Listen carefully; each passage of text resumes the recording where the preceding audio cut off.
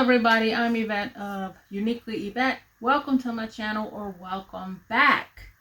This week I am going to be making a window planter box.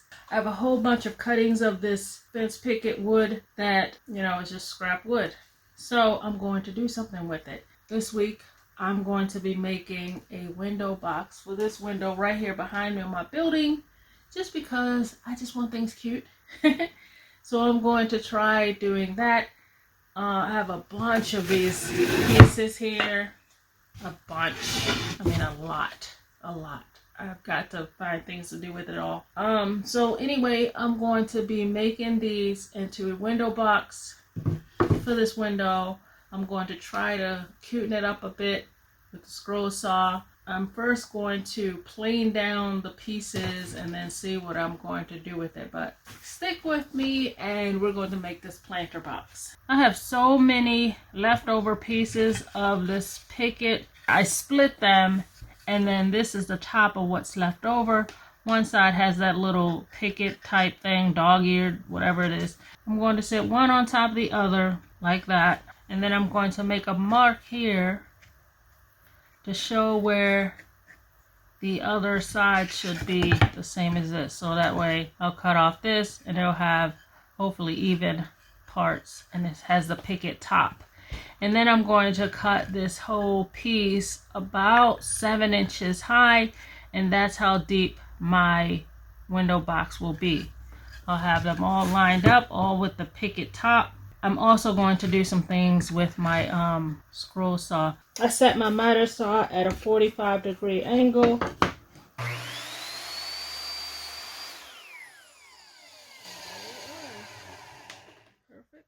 On both sides. Now, as I said, I'm going to be cutting these to be 7 inches long from the top of the picket to the bottom. So I'm just trimming that to 7 inches.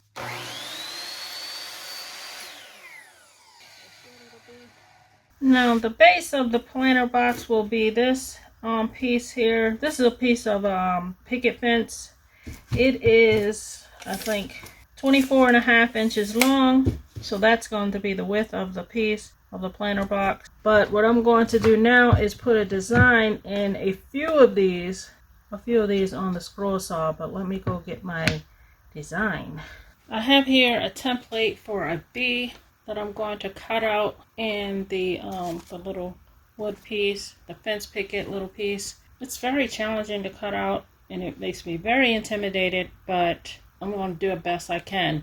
I want 4 of these bees. I'm not going to do every single plank. I'm only going to do 4 and see how that works out. And then, it's a challenge.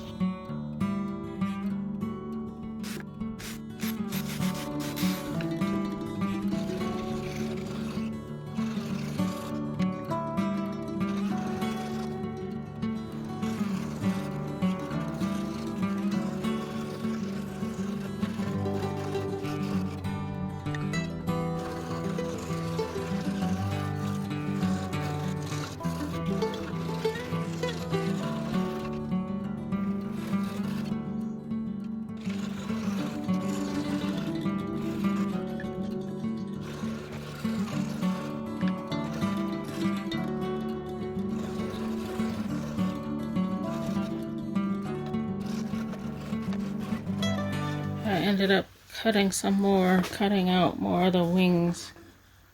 I think it looked better like this, but I think it turned out pretty cute. Okay, so there we are. I have 4 bees done. The next piece we're going to cut out is this flower. I've traced it onto this little block here. What we're going to do is we're going to put the flower kind of on the outside, and then right here in this space here, and that's the only decorations we will do to the flower box. 2 flowers, 4 bees.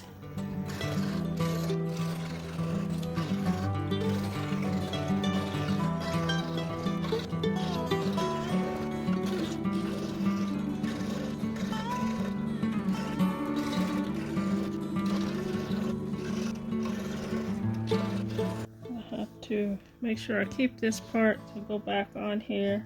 like this. I hope once I cut this piece out, I think what I'm going to do is cut each of these individual pieces out, sand them, and then glue them back together.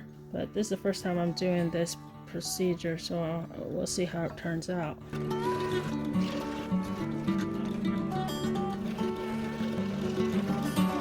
Okay, let's see how this goes. We have 2 of these hard ones. Actually, I could probably just sit it on top here and get close to how it should be.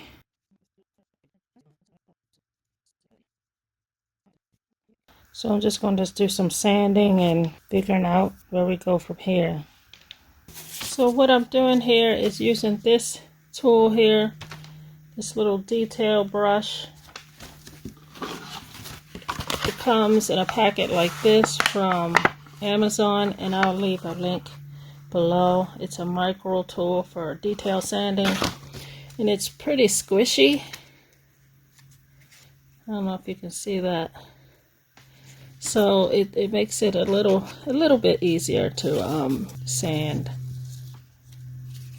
these details, small pieces. So I'm just rounding the edges. I really would like to sand down to where the middle is a little deeper, like this, where this middle piece sits a little higher than the rest. I don't know if I can do that, but I'm actually not sure how to do that.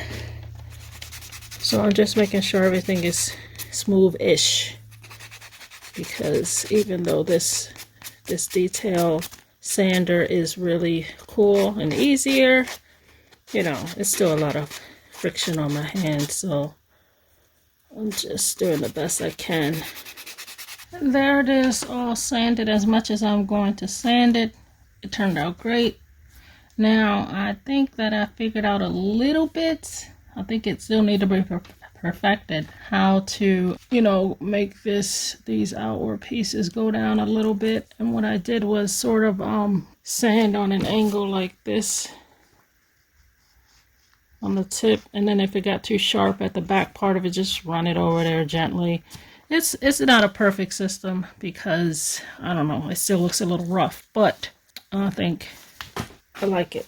I'm going to let the 2 panels that I put this on be the backer. So basically, once this is constructed, I'm going to go ahead and glue this directly into position on here and let it be what keeps it together. So right here, I'm attaching the back panel of the board to the base, and I'm pre-drilling some holes here before I add in this 1-inch screw. Now I could have used the 1 1/4 inch screw, but it has actually a bigger head, so I thought I want the little head just to try to streamline a little bit, because this base is not as thick as I would like it. I don't know how people do this without feeling awkward, but I feel very awkward. I feel like I'm just going to miss and come through the board, but I started here. Now these screws right here, they are exterior screws. It says that you don't have to pre-drill, no pre-drilling, whatever. This right here has started to split a little bit, so I went ahead and decided to pre-drill anyway, because they're liars. Well, maybe they're not liars and it's just all me. So that's what we have so far. As you can see, that'll be the back. And the decorative pieces will be on the front in the same way. And then after we get all the front and back, we'll do a side piece, which I'm still thinking through.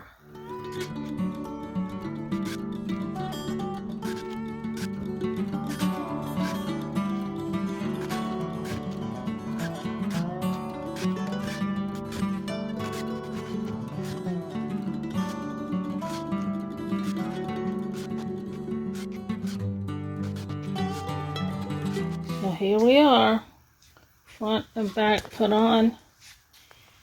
Here's the front. And now I need to put on the sides, and then at the end I think I'll glue the flowers onto the front. I don't like how I have all these screws showing, and I could have countersunk them, but I get nervous when I start trying to countersink. What I might do just to give these some more support at the top is put a bar, a little flat bar across here to put them all together, which I should have done before I put the front and back on, because I think a bit of pressure on these from dirt and whatever could push these off since they're only connected at the bottom. It might give it more structural support if I put a thin bar to connect them all together. I've put a support piece across all of the pickets on both sides, front and back. And then I put the support between the two of them here and here. In retrospect, I realized that I should have just completely built a box and then attach the pickets to the front and the back of it. I'm sure someone else saw immediately what they should have done, but whatever. For the sides, so I wouldn't have to do a bunch of cutting of other wood, I just took another leftover piece of fence picket, and I'm just going to line it up with the side, put a line here, and cut it up there.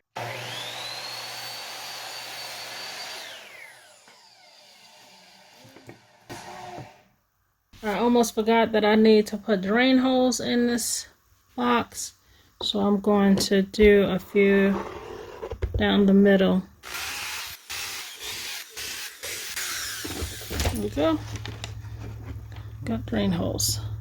So here is the box so far. I put the end pieces on. Now I know that it would have been better, like I said, to build the box and then put these so they wouldn't have this end grain on the end. But it is what it is. I'm not going to sweat it. I was thinking of trimming it out so that it just looks neater to cover these screws. Another option would be to countersink them and then put some wood filler in. I'm not going to do that. I'm just going to, this box is just for me. I'm going to glue this trim piece on there, and as well as gluing on the flowers. So let's just start with one flower. So I'm just going to pick up one piece at a time, put some glue on it, and put it back, because keeping this flower in position is a challenge. Here's the other flower.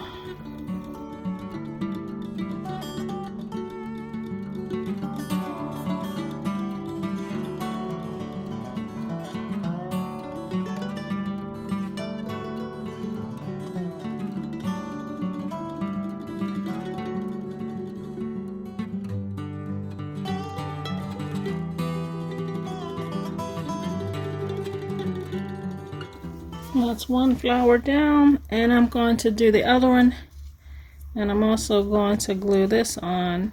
We're going to let that glue dry for 24 hours, and then we'll go on to staining the whole piece. And now we're at the point where we will be staining the whole piece, and I'm using golden oak as the stain. I did wet the wood a little bit initially so that it can take the stain a little better.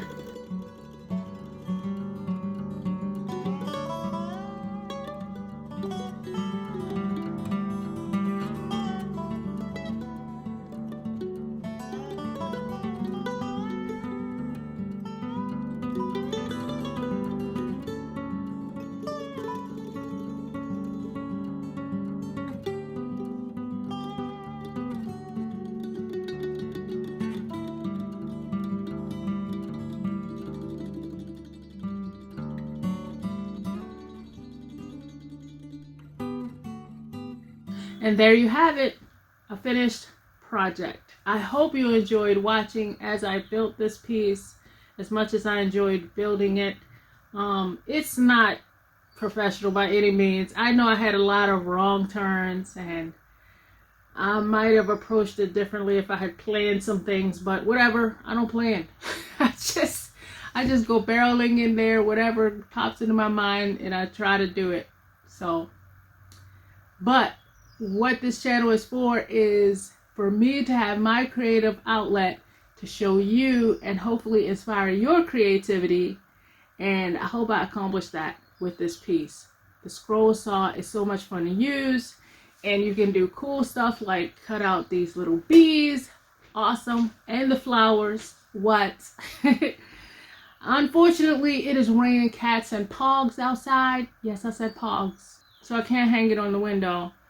But I hope you are inspired to do something like this. Hopefully better construction. But if you like the video, please give it a thumbs up. Subscribe to the channel if you haven't. Comment below, tell me what you think. Thanks for watching, and I'll see you the next time.